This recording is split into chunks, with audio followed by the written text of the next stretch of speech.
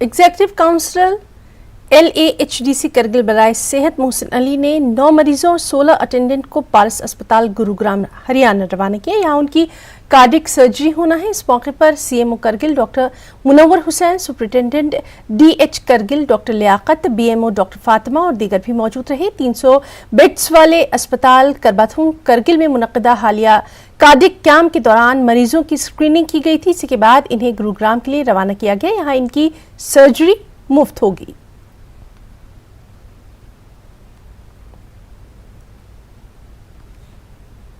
जैसे आप सबों को पता है कि हमने जुलाई के मंथ में हिंदुस्तान के दिल के माहिर अमराज के डॉक्टर्स जो है यहाँ पे कारगिल लाया था, जिसको हमने जो है 7, 8, 9 जुलाई को यहाँ पे 3 दिन का कैंप किया था। उसमें हमने तकरीबन 350 से ज़्यादा जो है पेशेंट्स को स्क्रीनिंग की, उनके चेकअप किया। उसमें से पेडियाट्रिक एज के लिए ये स्पेशल भी एक कैंप किया था, जिसमें पेडियाट्रिक एज का हम टोटली फ्री ऑफ कॉस्ट जो है सर्जरीज आगे के ट्रीटमेंट्स करवा रहे हैं। तो उसमें से 19 बच्चे सेलेक्ट हुए हैं अभी तक।